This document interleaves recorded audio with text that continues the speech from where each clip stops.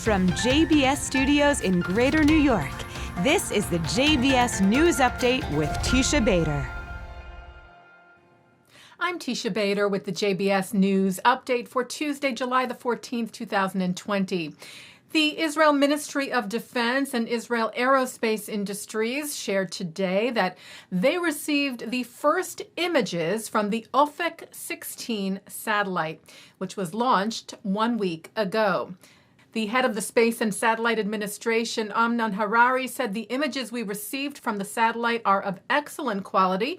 We will continue the orderly process of transferring the satellite to operational use, anticipating that over the years the system will provide great intelligence to the defense establishment. Well, Jewish organizations are sharing their outrage over a video taped last year by actor and TV host Nick Cannon, which the Jewish Insider reported was reposted a few weeks ago to Cannon's YouTube channel.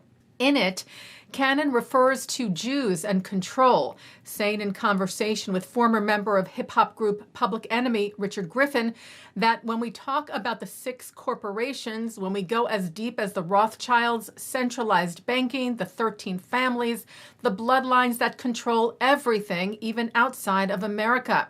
He also speaks about giving too much power to the they. And then the they, he said, turns into the Illuminati, the Zionists, the Rothschilds. Cannon also mentions Louis Farrakhan, calling him the honorable minister and defending him, claiming Farrakhan's words are not hateful.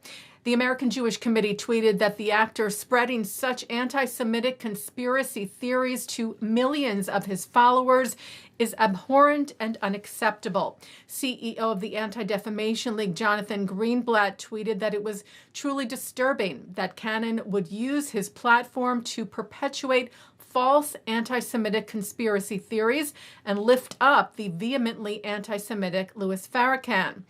Greenblatt said he should apologize immediately and educate himself on why his comments are so harmful.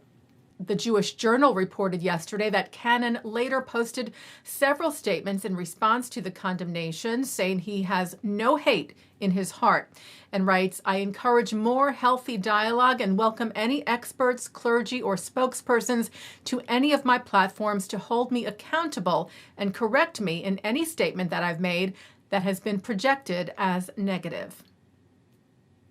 LGBTQ group A Wider Bridge named its new executive director, Ethan Felsen. A Wider Bridge works to build support for Israel and its LGBTQ community. Felsen previously served as co-executive director of the Israel Action Network, and before that was senior vice president and general counsel for the Jewish Council of Public Affairs. A former Nazi guard has been charged with war crimes.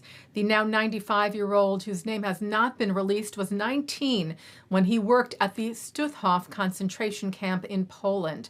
A spokesman for the district court in Wuppertal told AFP that the man was charged with complicity in the murder of several hundred people. His ability to stand trial is now being determined. Last week, prosecutors asked that another Stutthof guard receive 3 years in jail for his crimes. 93-year-old Bruno Day is standing trial charged with assisting in the murder of 5,230 people at the camp. New research from Jerusalem and New York is showing promise for fighting the coronavirus. Professor Yaakov Nachmias of Israel's Hebrew University in Jerusalem and Dr. Benjamin Tenauer at New York's Mount Sinai Medical Center say that the FDA-approved drug fenofibrate, or Tricor as it's known, could reduce the virus's ability to reproduce or get rid of it altogether.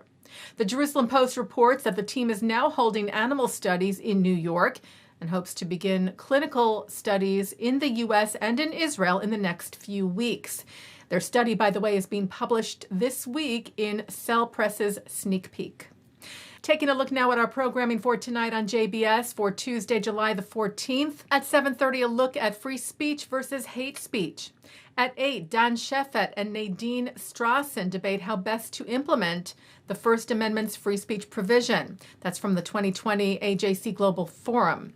At 9, it's part 2 of Mark Golub's L'chaim with Shai Held.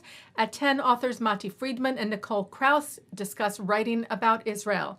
And coming up next, Mark Golub speaks with Senior Vice President and Distinguished Fellow at the Shalem College in Jerusalem, Daniel Gordis, who responds to Peter Beinart's article calling for a one-state solution and an end to the Jewish state of Israel. And that's the JBS News Update for Tuesday, July the 14th, 2020. I'm Teisha Bader. Stay healthy, stay well.